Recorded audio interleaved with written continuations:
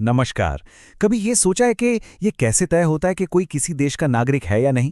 चलिए आज इसी बात की तह तक चलते हैं और समझते हैं भारतीय नागरिकता के कानूनी आधार को, जो बताता है कि आखिर कौन भारत का हिस्सा है।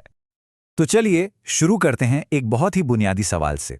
आखिर एक देश, एक राष्ट्र बनता कैसे है?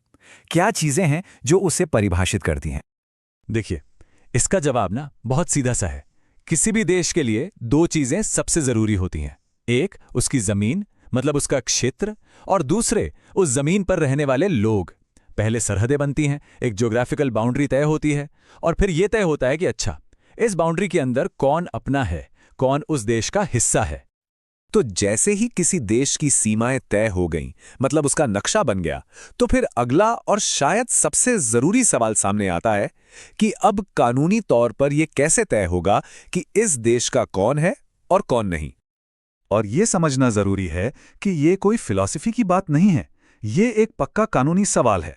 मतलब इसे हम भावनाओं या विचारों के भरोसे नहीं छोड़ सकते, बिल्कुल नहीं। इसके लिए चाहिए एक मजबूत कानूनी ढांचा, और वही ढांचा हमें हमारा संविधान देता है। और यहीं से हम पहुंचते हैं उस सबसे बड़े सवाल पर जिसका जवाब हमारे संविधान को देना था कि आखिर नागरिक कौन है? कौन है वो लोग जिनसे मिलकर ये भारत देश बनता है? तो फिर ये सिटीजनशिप या नागरिकता होती क्या है? सीधी भाषा में कहें तो ये किसी इंसान का वो लीगल स्टेटस है जो कानून की नज़र में उसे किसी देश का सदस्य बनाता है। ये एक फॉर्मल पहचान है जो एक इंसान को उसके देश से जोड़ती है। ठीक है, तो सवाल ये है कि हमारे संविधान में ये सब बातें लिखी कहाँ हैं? नागरिकता के बारे में जानकारी आखिर मिलती कहाँ है? तो इसका जवाब है संविधान का पार्ट 2 यानी भाग 2। इसमें आर्टिकल 5 से लेकर 11 तक सिर्फ नागरिकता की ही बात करते हैं। यही वो आर्टिकल्स हैं जो इंडियन सिटीजनशिप की कानूनी नींव रखते हैं। जैसे आर्टिकल 5 ये बताता है कि जिस दिन संविधान लागू हुआ उस दिन भारत का नागरिक कौन कौन था। तो एक तरह से इन आर्टिकल्स ने एक शुरुआती ढांचा तैयार कर दिया।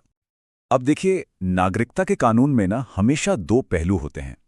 एक कि नागरिकता मिलती कैसे है, और दूसरा कि किन हालतों में ये जा भी सकती है। और हमारा संविधान इन दोनों ही पहलुओं पर रोशनी डालता है। यह एक बात समझना बहुत जरूरी है।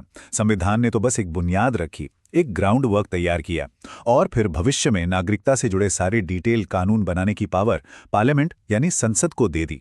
मतलब संविधान ने नक्शा दिया और उस पर इमारत बनाने का काम संसद का है, जो समय के साथ होता रहता है। तो इसको ऐसे समझते हैं, एक तरफ है नागरिकता मिलना। संविधान ने तो ये बता दिया कि जब देश शुरू हुआ यानी 26 जनवरी 1950 को, तब कौन कौन भारत का नागरिक था। लेकिन आगे क्या होगा, इसके लिए संसद को पावर दी गई। दूसरी तरफ है नागरिकता का खत्म होना। इसके लिए भी संविधान ने संसद को कानून बनाने का अधिकार दिया, और संसद ने इसी पावर का इस्तेमाल करके 1955 में सिटीजनशिप एक्ट बनाया, जो आज तक हमें बताता है कि जन्म से या वंश से नागरिकता कैसे मिले भी और किन वजहों से किसी की नागरिकता खत्म हो सकती है। तो फिर इस पूरे लीगल स्ट्रक्चर का, इन सब कानूनों का मतलब क्या है? इसका निचोड़ क्या है? ये एक लाइन में बहुत अच्छे से समझ आता है कि नागरिकता एक व्यक्ति और राज्य के बीच की कानूनी कड़ी है। सोचिए, ये एक ना दिखने वाला लेकिन बहुत मजबूत धागा है जो हर एक इंसान को उसके देश से जोड़ कर रखता है। और हाँ, ये सिर्फ कोई आई कार्ड या पहचान पत्र नहीं है।